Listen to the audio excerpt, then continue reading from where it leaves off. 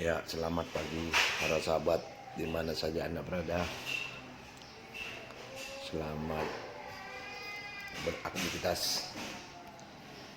Hari ini, pagi ini masuk dari email ada pertanyaan dari salah satu seorang sahabat dari Bandung.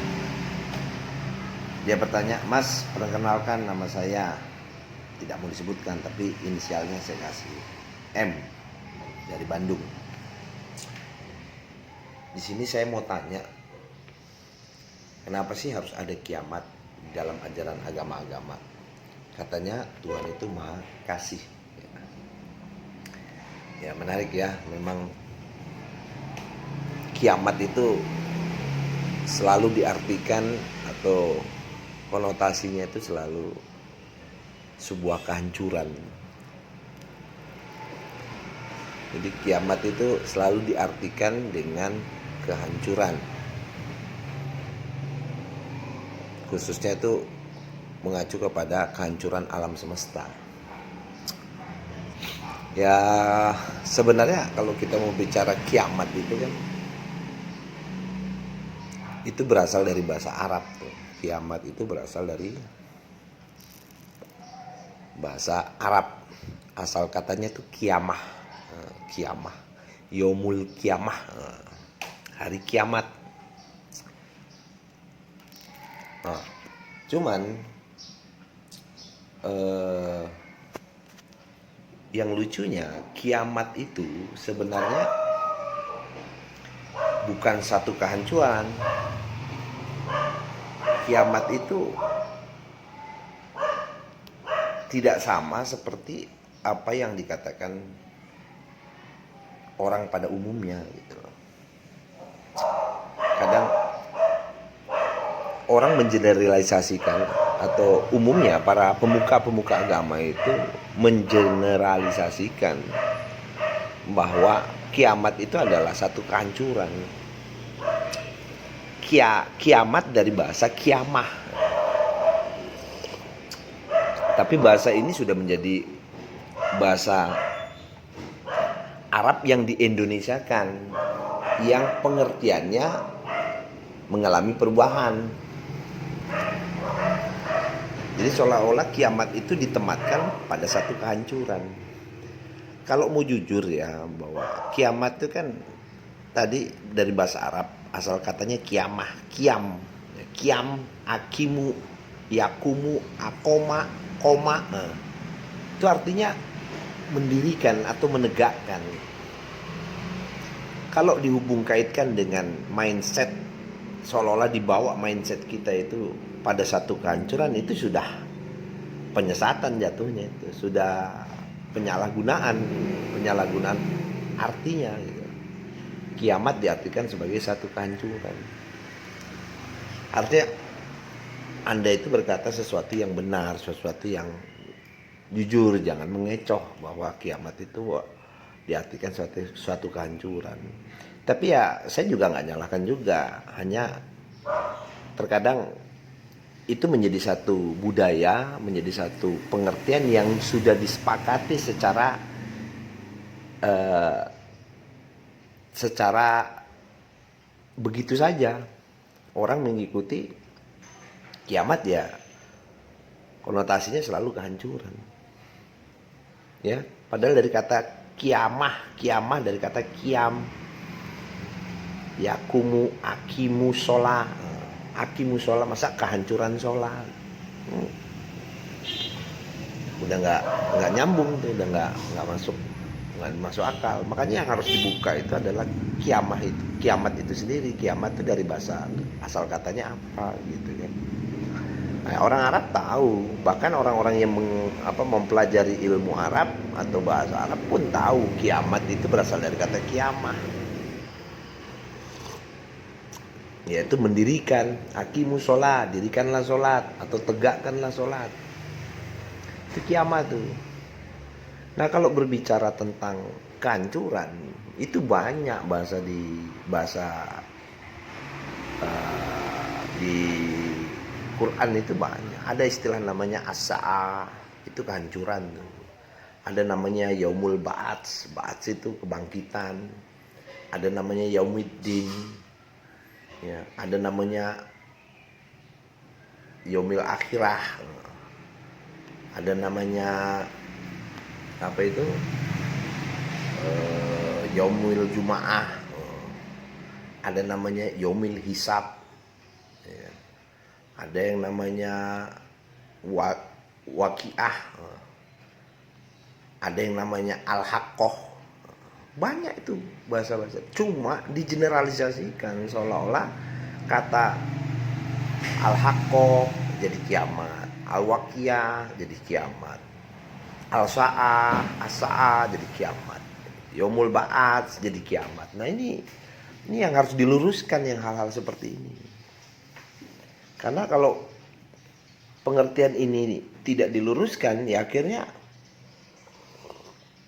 terjadi kesimpang siuran. Begitu banyak pengertian tentang hari-hari yang katanya kiamat itu adalah kehancuran. Nah ini kan sudah pemutarbalikan fakta gitu loh. Kalau mau jujur ya kembalikan aja esensinya bahwa kiamat itu adalah dari kata kiamah.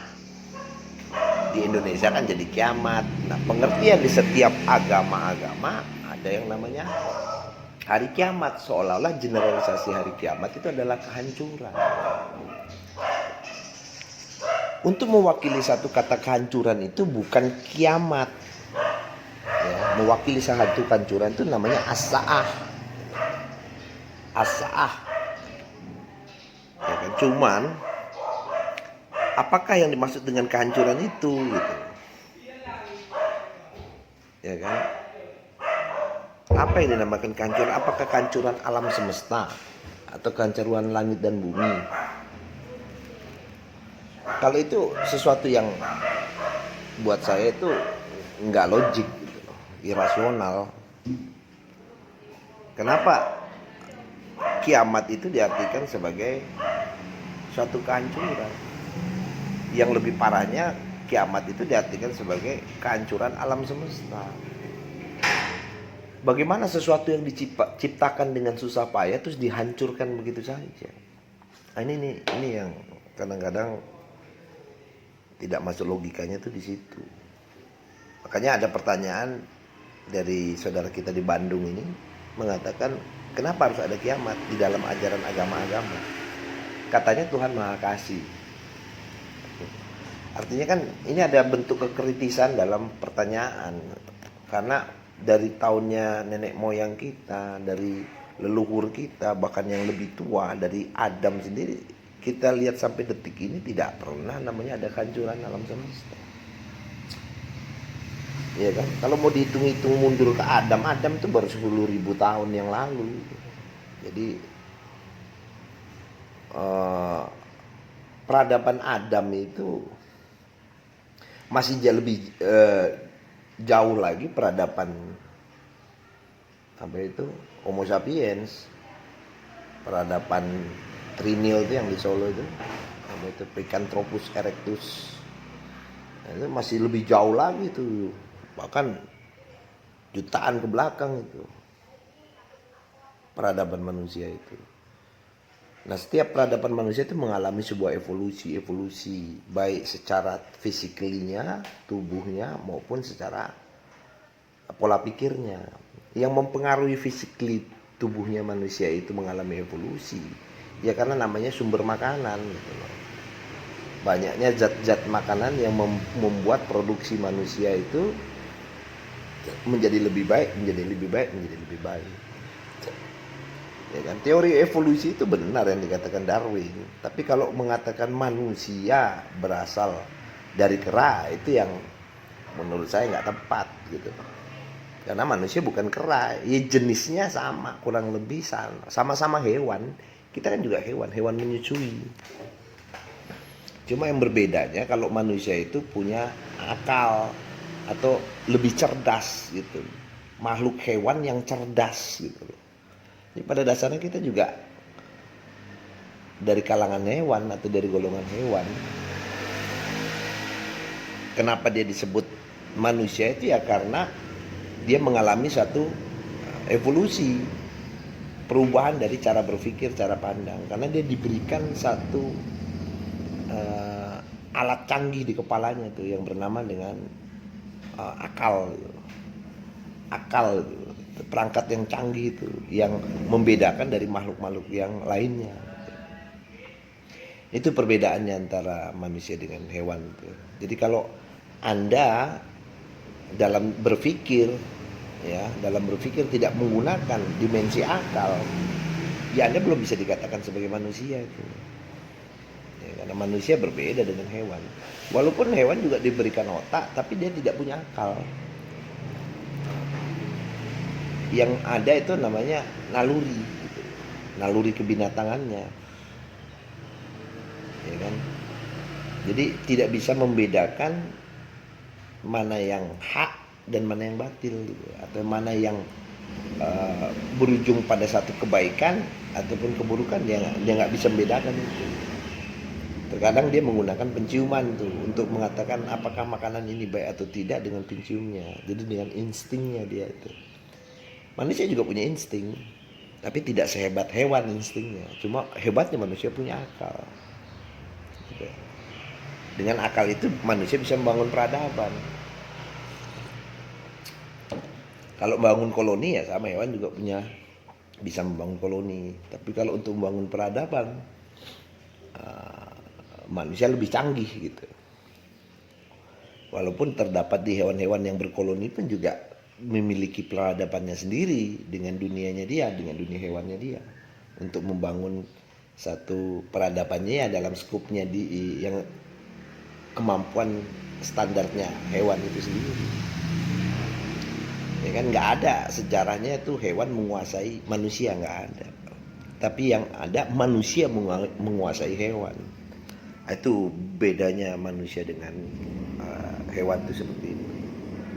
Maka kalau dikatakan bahwa kenapa di setiap agama itu ada hari kiamat, nah ini yang harus diluruskan sebenarnya. Di setiap agama memang ada istilah namanya kiamat, tapi yang harus kembali diluruskan ini adalah kiamat itu kan bahasa Arab. Setiap agama mempunyai bahasanya masing-masing untuk menyebutkan tentang satu kehancuran. Tapi nggak bisa dikatakan kehancuran itu sebagai satu kiamat atau kiamat.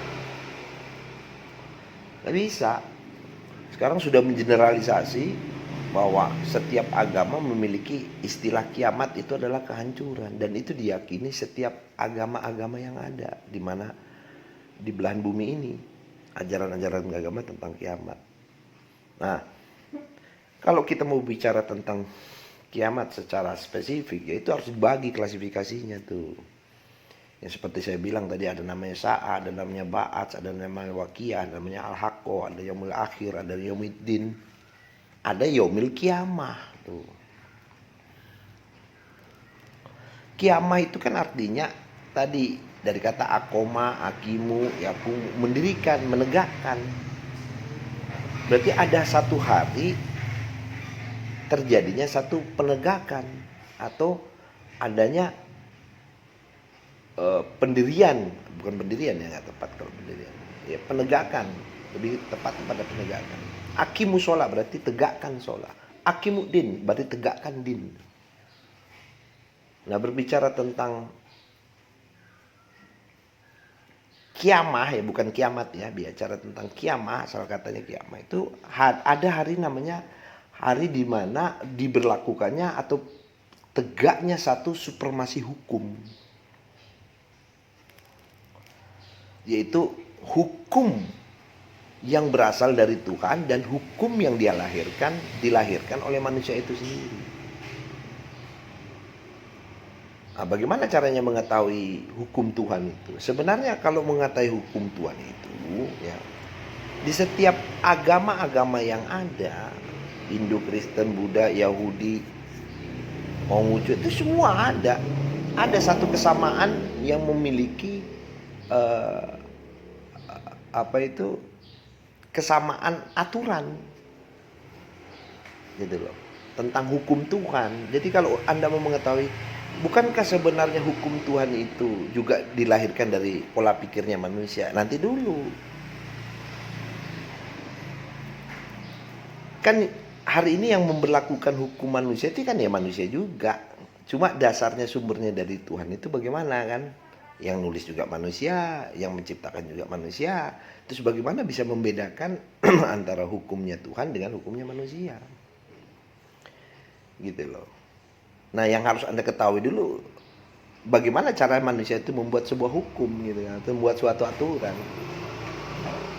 Gitu loh. Ya kan? Nah, kadang manusia ketika membuat hukum atau aturan itu biasanya karena punya kepentingan. Kepentingan yang bersumber atau berdasar dari keinginan manusia itu sendiri, atau keinginan dari koloni manusia itu sendiri, atau keinginan dari kelompok-kelompok yang terdapat di dalam manusia-manusia itu. Kayak Amerika punya aturan, kayak bangsa Indonesia punya aturan, Belanda punya aturan, Eropa punya aturan, dan Afrika punya aturan. Semua negara-negara bangsa punya aturan-aturan. Sama seperti agama juga punya aturan-aturan. Gitu loh. Tinggal yang kita konversikan atau kita hubungkan bahwa aturan-aturan itu selaras nggak dengan hukum Tuhan. Ya gimana caranya? Karena manusia juga yang membuat. Ya nggak usah jauh-jauh cara berpikirnya. Lihat aja, di alam itu sudah ada aturan. Di alam itu sudah ada hukum. Yang dimana alam itu tunduk patuh terhadap satu hukum yang sudah berlaku bagi dirinya sendiri. Seperti pohon sudah diatur bahwa pohon nggak pernah bisa berjalan, gitu kan. Nah, pohon diam di tempat. Aturannya dia itu adalah dia harus berfotosintesis antara dirinya dengan matahari. Terjadi fotosintesis itu kenapa? Ya untuk memberikan yang namanya oksigen. Ketika terjadi proses fotosintesis itu menghasilkan yang namanya oksigen. Nah, itu aturan yang dibuat, ya kan? Sama dengan matahari, dia punya aturan yang dia tunduk patuhi seumur hidupnya selama kehidupan ini berlangsung. Dia memberikan satu penyinaran untuk keberlangsungan dari suatu kehidupan. Memberikan penyinaran, sedangkan bulan memberikan penerangan pada malam hari. Artinya di alam ini sudah punya hukum, sudah punya aturan yang sifatnya baku gitu loh. Maka ketika manusia itu ingin membuat sebuah aturan, harus selaras dengan hukum atau aturan yang sudah berlaku di alam. Maka ketika hari ini manusia memberlakukan satu hukum atas dasar selaras nggak dengan alam. Ketika hukum dan aturan itu selaras dengan alam, maka itu yang dinamakan dengan hukumnya Tuhan.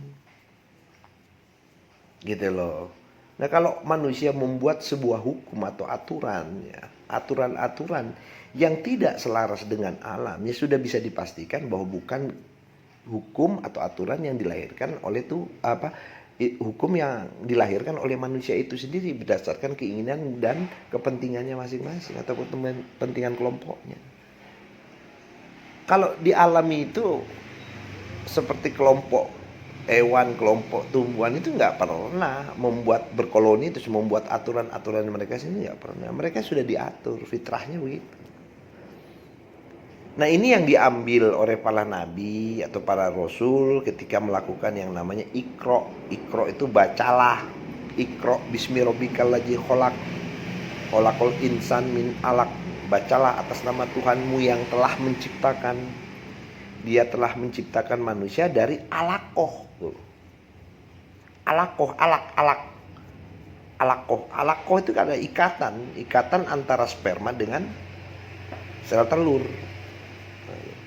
Berarti bacalah bahwa segala sesuatu yang ada di alam ini sudah punya ikatan masing-masing.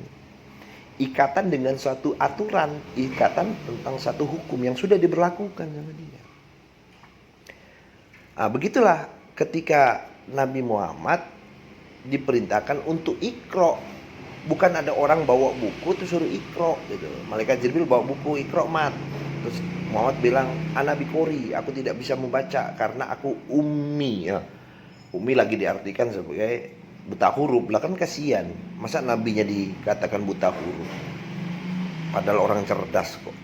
Nah kadang-kadang yang saya nggak habis pikir gini, kenapa pemberitaan-pemberitaan seperti ini tidak dianalisa dulu, pemberitaan ini tidak di observasi dulu gitu, sehingga tidak menimbulkan satu bencana pada satu kaum gitu. Orang marah ketika agamanya diperolok-olok oleh agama lain atau orang lain. Tapi Anda tidak menyadari bahwa Anda sendirilah sedang mengolok-olok nabimu untuk mengatakan bahwa nabinya buta huruf. Ya nabi nggak mungkin buta huruf lah. Bagaimana dia mau buta? Bagaimana bisa dikatakan buta huruf untuk membaca sulit gitu? Iqra nanti Nabi Jibril malaikat Jibril ngajarin Muhammad gitu. Ini ibu ini ibu bu de ini budi ini ibu budi begitu, masa ngajarin begitu? Kan doesn't make sense yang begitu. Jadi doktrinisasi satu ajaran ini yang kadang-kadang menjadi blunder buat kita sendiri. Bagaimana seharusnya kita beragama gitu kan? Saya nggak pernah menyalahkan bahwa agama itu salah. Agama itu bagian satu wadah ya. Wadah untuk bagaimana caranya dia menjalankan perintah dan larangan yang sudah menjadi satu tradisi. Tapi bukan berarti ketika Anda beragama terus Anda jadi tidak berakal gitu loh. Ya kan? Kalau di surat 10 ayat 100 itu kan dikatakan dan tidaklah mungkin seseorang itu beriman kepada Allah kecuali dengan izin Allah, dan Allah akan murka atau menimpakan azab kepada orang-orang yang tidak mempergunakan akalnya. Nah, berarti akal itu sebagai sebuah cara berpikir yang dimensinya itu tinggi. Karena akal itu mampu membedakan mana yang hak dan mana yang batil, mana yang bersifat pasti, mana yang bersifat sia-sia, mana yang hak, mana yang pasti benarnya, dan mana yang berujung kepada kesia-siaan atau tidak ada manfaat. Itu dimensi akal. Maka ketika Anda dikatakan berakal, di satu sisi Anda mampu berakal, membedakan misalnya mana penjual, mana pembeli, mana pencuri, mana orang baik, itu bisa membedakan. Tapi ketika ada satu ajaran yang sifatnya iman tidak boleh berakal, ya nggak boleh begitu.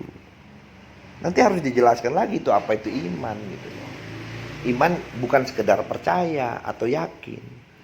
Percaya punya dasar, yakin tuh punya dasar gitu. Orang bisa percaya sama kamu itu karena punya dasar.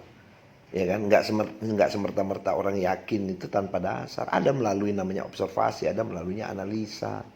Kamu coba mempercayakan sesuatu, uangmu misalnya, kepada orang yang baru kamu kenal. Kira-kira kamu kasihkan? Enggak kan jawaban? Sudah pasti enggak, karena cara berpikirmu akan mengatakan bahwa wah, jangan-jangan duit gue dibawa lari, jangan-jangan gue ditipu. Di situ saja kamu bisa menggunakan akalmu untuk bisa membandingkan. Harus terjadi namanya analisa, harus terjadi namanya observasi, harus terjadi namanya perhitungan gitu. Ada namanya pertimbangan baik dan buruknya. Itu dimensi akal itu. Nah, kenapa ketika ajaran agama, satu ajaran yang berujung kepada ketuhanan, kok Anda tidak menggunakan akal Anda seperti ditaruh di sebelah? Terus kamu percaya aja apa yang dikatakan orang itu benar atau tidak. Nah, ini yang menjadikan permasalahan hari ini itu polemik. Saya nggak katakan bahwa si pemuka agama itu salah atau tidak. Bisa jadi juga dia adalah korban gitu kan. Korban dimana dia sendiri juga dapatnya dari dulu begitu. Tapi kalau hari ini Anda mau jujur, ya pertanyakan gitu loh. Gitu kan? Nah, artinya bahwa dimensi akal itu adalah dimensi yang mampu menyelamatkan manusia dari suatu kehancuran. Karena ketika manusia tidak menggunakan akal, dia akan berujung pada satu kehancuran. Ya, nah kembali kepada tentang kiamat tadi, bahwa kiamat itu adalah kiamat dari kata kiamah itu artinya adalah penegakan suatu aturan-aturan atau hukum sang pencipta itu yang akan diberlakukan kepada manusia. Artinya akan terjadi sebuah ekses atau dampak ketika hari kiamah itu, hari penegakan supremasi hukumnya Tuhan itu diberlakukan, pasti ada efek atau dampaknya. Dampaknya adalah kehancuran daripada satu sistem aturan dan hukum yang diberlakukan manusia atau cara berpikirnya manusia. Sudah nggak kepake itu, cara-cara berpikir seperti itu tidak dipakai gitu kan. Kayak misalnya ada sistem yang diberlakukan di negara ini yang namanya demokrasi. Demokrasi itu kan buah pikirnya Yunani, bukan buah pikirnya bangsa ini. Gitu. Demokrasi dari kata demo dan kratos. Demokrasi. Demokratos jadi demokrasi. Demo kekuatan, demo rakyat, kratos kekuatan. Berarti demokratos, kekuatan rakyat, kekuatan ada di tangan rakyat. Itulah demokrasi. Nah, kekuatan ada di tangan rakyat jangan digeser lagi seolah-olah bahwa kekuatan itu di tangan rakyat, bahwa Tuhan berpihak kepada rakyat. Enggak begitu. Atau presiden tunduk sama rakyatnya, enggak begitu. Itu analoginya salah. Kalau misalnya tunduk sama rakyat dari, kita ambil survei dari rakyat yang 250 juta ini, kita ambil 10 orang. Dari 10 orang pasti 10 keinginan, 10 kehendak. Ya, punya keinginan 10 dan itu berbeda-beda. Ketika seorang presiden harus mengikuti 10 rakyatnya yang berbeda-beda, mana yang mau dituruti? Mana yang mau dilaksanakan? Yang satu minta roti, yang satu minta bubur, yang satu minta kacang, yang satu minta macam-macam. Bawang, yang satu minta kacang adas, satu minta mentimun. Terus mana yang mau dituruti sama presiden? Enggak begitu. Presiden itu tunduk sama aturan. Presiden itu adalah pelaksana atau pengimplementasian daripada suatu aturan. Nanti beserta jajarannya, presiden yang akan melaksanakan atau mengimplementasikan aturan yang sudah diberlakukan. Nah, tinggal kita tanya aturannya aturan mana? Aturan manusia atau aturannya Tuhan gitu loh. Kan begitu aja sebenarnya. Atau aturan yang masih diadopsi dari satu negara tertentu kan gitu. Jadi presiden tunduknya terhadap aturan, atau bahasanya presiden itu tunduk pada suatu konstitusi. Ya kan? Satu undang-undang yang sudah diberlakukan, apa tugas pokoknya sang presiden, apa yang harus dilakukan presiden, bukan mengikuti keinginan rakyat, enggak begitu.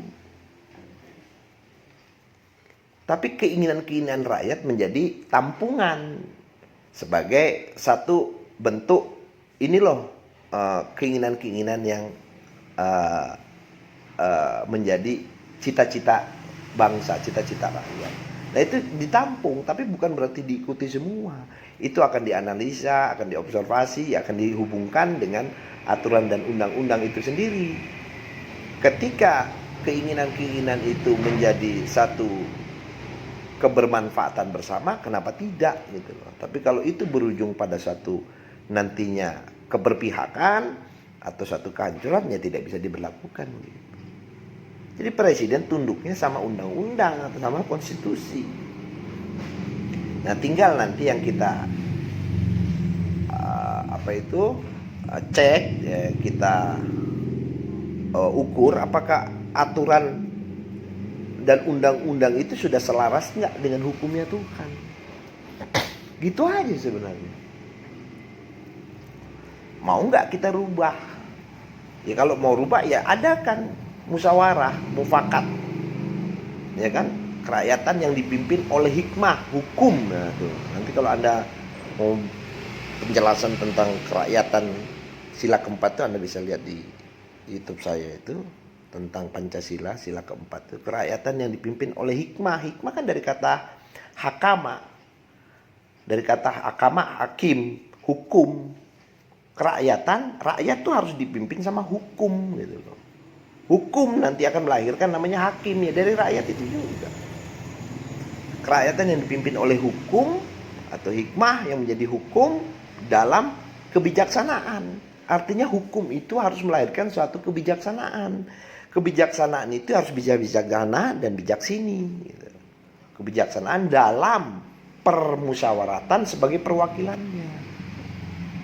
Jadi untuk merumuskan undang-undang ya dengan musyawarah. Musyawarahnya ya di DPR itu sebagai perumusan undang-undang. Nah, undang-undang itu harus bersumber dari hukumnya Tuhan, gitu loh, atau hukum ketetapan yang ada di alam itu. Itu menjadi satu melahirkan undang-undang melalui satu yang namanya proses penelitian, proses argumentatif, penggodokan dan segala macam. Nah, istilahnya itu kalau nanti di DPR itu yang melahirkan undang-undang itu, nah itu kalau di dalam bahasa Arab itu istilahnya DPR itu yang dinamakan ulama. Dia nanti akan melahirkan undang-undang. Ulama yang mengerti betul atau yang tahu betul ilmunya alam tuh. Ulama kan dari kata alama, alam.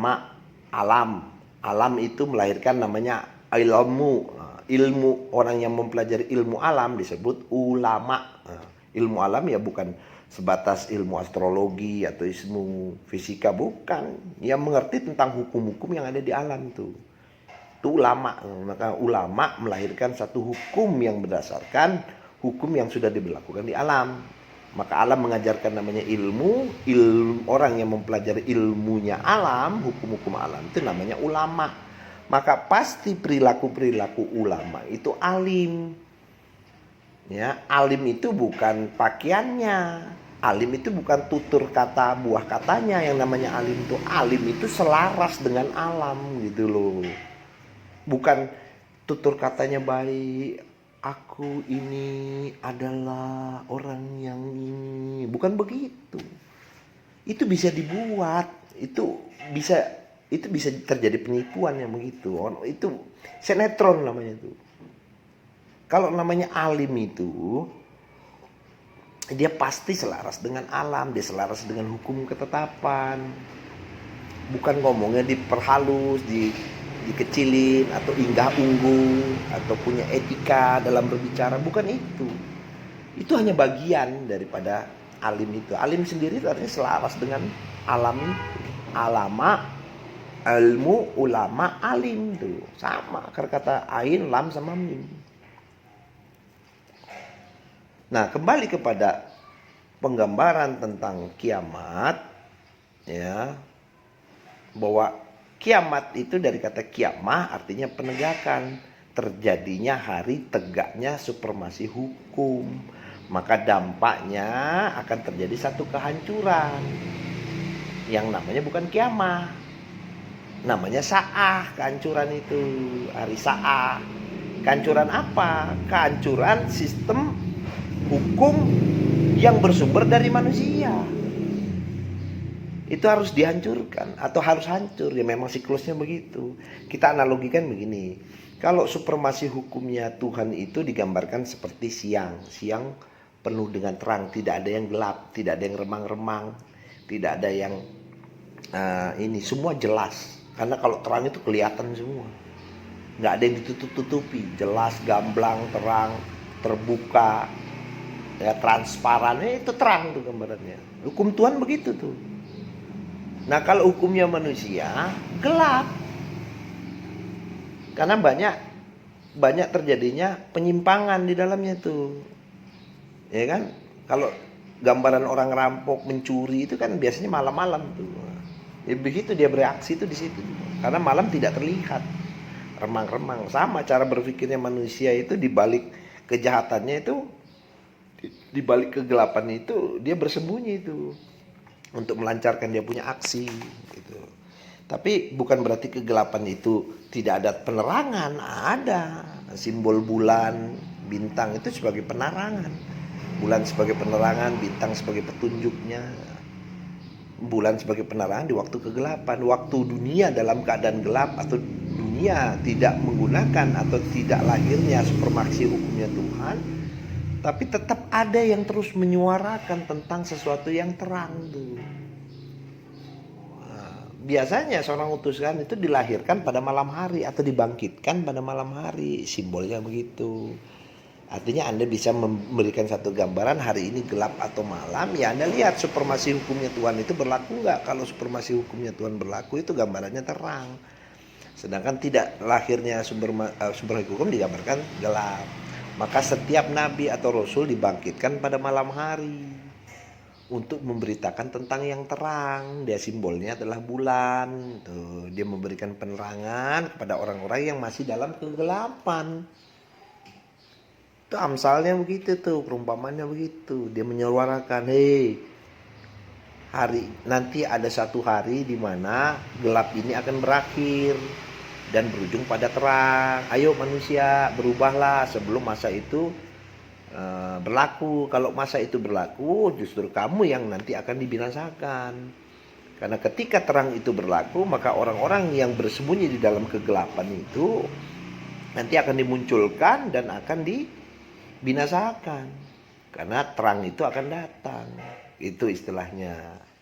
Ya, kalau di dalam literatur Injil itu banyak, Yesus itu mengatakan kota terang, menjelaskan tentang yang terang itu apa gitu kan. Seperti di kitab Yohanes itu, Yohanes mengatakan, aku ini bukan terang, tapi aku memberitakan seseorang yang akan datang, yaitu membawa terang, membawa keterangan, sesuatu yang terang, sesuatu yang jelas, tidak sembunyi, tidak ambigu, tidak remang-remang. Dia akan memberikan satu gambaran hukum yang jelas, yang terang, untuk orang-orang yang bersembunyi di balik kegelapan tuh. Dia buka semua itu, gitu. Karena nanti dia datang mengajak manusia untuk menuju kepada kota terang itu, atau menuju kepada sesuatu yang terang itu. Nanti simbolnya sebelum terang itu ada namanya fajar. Nah, sebelum fajar kamu diajak itu, ayo menuju kepada terang itu, menuju kepada fajar itu. Kalau kamu tidak mau berpindah, ya tunggu, nanti kamu akan dibinasakan, gitu. Nah, jadi kehancurannya bukan pada kehancuran alam semesta, melainkan kehancuran satu peradaban. Peradaban yang tidak mewakili hukum ketetapan atau aturannya Tuhan. Aturan yang selaras dengan alam ini. Maka akan hancur itu, sistem itu akan hancur, akan dihancurkan. Ya siapa yang hancurin? Ya nggak tahu siapa Tuhan yang akan bangkitkan. Jadi siapa saja Tuhan bisa menggunakan caranya itu untuk menghancurkan itu. Nanti di surat 17 ayat 4 dan 5 itu dijelaskan tuh. Di Al-Isra itu dijelaskan bagaimana kehidupan itu silih berganti gitu loh. Ada gelap, ada terang. Kekuasaan gelap akan berganti dengan kekuasaan terang, gitu kan. Di surat 3 ayat 26 juga dikatakan itu sama tuh. Kulillahumma malikal mulki tuti mulka mantasa wa tunzirul mulka mimantasa tuh. Maksudnya Allah memberikan kerajaan kepada siapa yang dia kehendaki dan mencabut kerajaan itu siapa yang dia kehendaki. Gitu. Artinya adanya sebuah pergiliran daripada kerajaan gelap dan kerajaan terang. Itu akan ada satu berganti supremasi hukum yang berlaku hukum Tuhan, dan ada kalanya hukum Tuhan juga tidak berlaku, simbolnya gelap. Hukumnya Tuhan yang berlaku, simbolnya terang, gitu. Nah, jadi kalau kita kembali kepada pertanyaan bahwa kenapa harus ada kiamat di dalam ajaran-ajaran agama, gitu kan. Nah, yang harus diluruskan, apakah ajaran-ajaran agama itu menjelaskan tentang kiamat yang mana yang dimaksud, kiamat kehancuran alam semesta atau kehancuran satu peradaban atau kehancuran satu sistem, gitu kan? Kalau kiamat itu dimaknai sebagai satu kehancuran, harusnya pewakilan daripada kehancuran itu namanya yaumil sa'ah, itu hancur. Kalau kiamat tegak, diartikan sebagai kiamat. Nah, ini yang harus diluruskan, bahwa kiamat itu bukan kehancuran tapi penegakan. Kalau kehancuran bahasa Arabnya disebut as-sa'ah gitu. Mungkin dalam literatur agama-agama lain tidak punya kosakata yang mewakili kehancuran itu dengan kata selain kiamat. Akhirnya digunakanlah kata kiamat itu yang konotasinya hari ini menjadi kehancuran gitu ya. Ini penggambarannya. Maka kalau dikatakan kenapa harus ada kiamat di dalam ajaran-ajaran agama? Nah, ya memang ada. Cuma yang harus diluruskan kata kiamatnya tadi tuh. Yang hancur bukan alam semesta, tapi yang hancur adalah satu peradaban atau sistem yang dibuat oleh selain Tuhan gitu. Tapi bagaimana dengan terjadinya bencana alam, terjadinya pemanasan global, terjadinya gunung meletus dan segala macam, banjir bandang? Ya itu bukan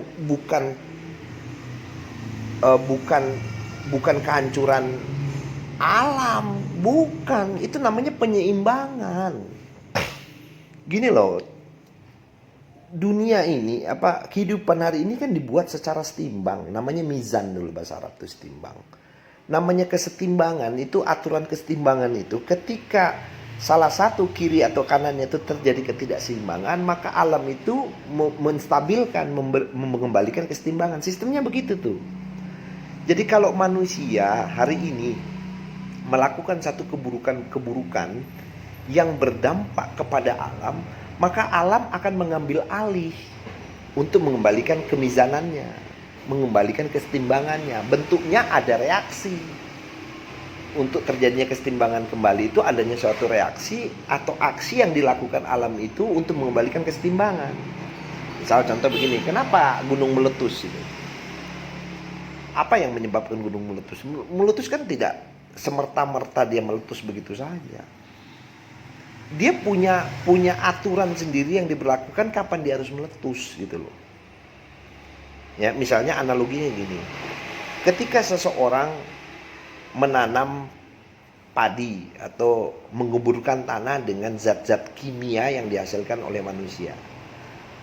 Entah kimia plastik, entah kimia untuk penyuburan tanah, penggemburan tanah, yang notabene bahwa manusia itu menggunakan alat-alat kimia atau menciptakan alat-alat kimia itu untuk mempercepat hasil yang mereka tanam, ya kan? Misalnya pohon mangga itu atau padi itu punya berapa lama ya, saya nggak tahu ya. Katakan istilahnya saja ya. Padi itu ketika ditanam punya masa berlaku katakanlah 4 bulan untuk dia bisa menjadi padi, ya kan? Tapi karena ada satu ciptaan yang dihasilkan manusia berupa ilmu yang menghasilkan bagaimana mempercepat pertumbuhan padi itu menjadi 2 bulan dipangkas. Lebih cepat karena yang dipikirkan manusia untuk mendapatkan satu keuntungan gitu kan. Nah, ketika dipercepat manusia itu menciptakan yang namanya kimia-kimia, zat-zat kimia yang disemburkan kepada tanah untuk penggemburan tanah. Nah, ini yang menyebabkan terjadinya kerusakan pada tanah. Ketika tanah itu rusak, mungkin bisa tahunan, puluhan tahun itu untuk mengembalikan tanah itu kembali normal. Maka itu terjadinya sebuah ketidakseimbangan. Maka ketidakseimbangan itu yang menyebabkan alam bereaksi atas perilaku-perilaku yang dibuat manusia. Maka gunung meletuslah salah satu cara untuk memberikan penormalisasi daripada kerusakan-kerusakan yang terjadi di sekitarnya. Ketika gunung itu meletus, ya kan, magmanya itu beleberan ke tanah-tanah, itu memberikan satu bentuk pembaharuan bagi tanah itu. Nah, ketika magmanya itu dingin, maka tanah itu pasti subur nantinya. Setiap terjadi satu reaksi yang berdampak seolah-olah itu buruk bagi manusia, tapi itu untuk kebaikan manusia itu sendiri. Maka ketika terjadi gunung meletus, orang-orang yang berada di sekitar pergunungan itu akan mengenai dampak. Terus nanti orang-orang itu akan mengatakan Tuhan telah mengazab kami, Tuhan telah menghukum kami. Terus dengan menyatakan bahwa inilah hari kiamat itu terjadi. Kan begini yang jadi salah kaprahnya ini. Padahal bencana alam itu bukan atas dasar Tuhan marah. Sejak kapan Tuhan marah gitu loh. Tapi kan banyak di dalam literatur Tuhan marah itu bahasa fragmentasi, bahasa yang diberikan satu penggambaran bahwa alam itu jangan dirusak dengan perilaku manusia itu sendiri. Manusia ini kan senangnya ngerusak gitu. Dia nggak tahu apa yang dia buat itu berujung pada kerusakan atau tidak. Sehingga ketika terjadi kerusakan menyebabkan ketidakseimbangan. Ketidakseimbangan itulah yang menyebabkan terjadinya satu reaksi yang dihasilkan oleh alam untuk mengembalikan kestabilannya alam itu sendiri, keseimbangan itu, kemizanan itu. Ya sama halnya dengan satu rantai makanan atau ekosistem. Kalau dalam rantai makanan misalnya ada tikus dimakan ular, ya kan, terus ular dimakan elang nanti dimakan dengan bangke, burung bangke nanti dimakan dengan belatung, dan belatung nanti dimakan oleh ayam, ya kan, ayam nanti dimakan oleh siapa lagi, terus nanti akhirnya kembali kepada tikus lagi. Nah itu rantai makanan tuh, rantai makanan dalam sebuah ekosistem yang tidak boleh terputus. Ketika manusia mengambil salah satu dari rantai makanan itu, ketika ada putus saja terjadi dampak, terjadi ketidakseimbangan antara alam. Misalnya ketika manusia menemukan bahwa di dalam kulit ular itu bisa menghasilkan keuntungan yang banyak gitu. Akhirnya ular diambil besar-besaran untuk tas, kulit sepatu, kulit tas, kulit macam-macam tuh jadi sebagai hiasan-hiasan. Sehingga besar-besaran itu maka populasi itu ular menurun, yang menyebabkan tikus makin banyak, berkembang biak makin banyak. Ketika tikus banyak menjadi hama dan akan merusak padi-padi atau merusak sawah-sawah padi yang dihasilkan manusia. Maka manusia marah, membunuh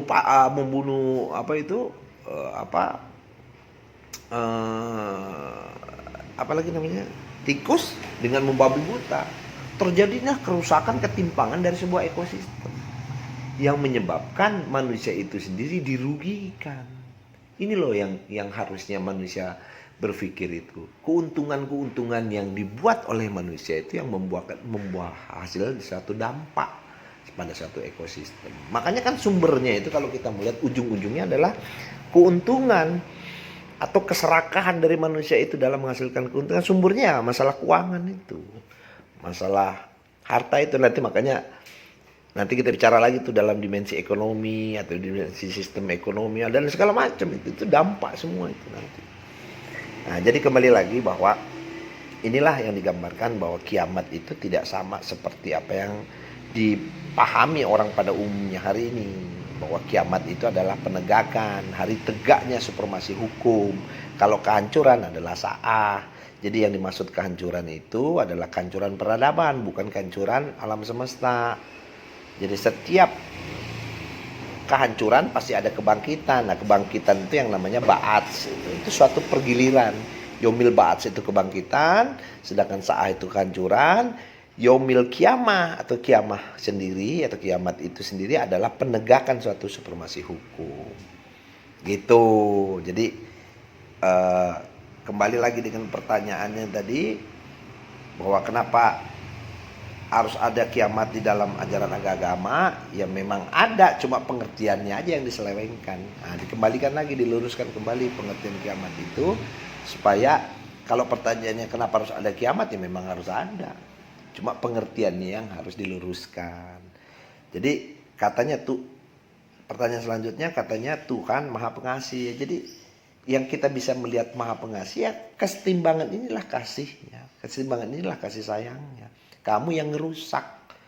Jadi sebenarnya dia sudah Maha Pengasih, tapi karena kamu tidak tahu terima kasih, ya kamu ngerusak. Itulah bentuk tidak terima kasihnya kepada apa yang sudah Tuhan ciptakan dengan kesetimbangan.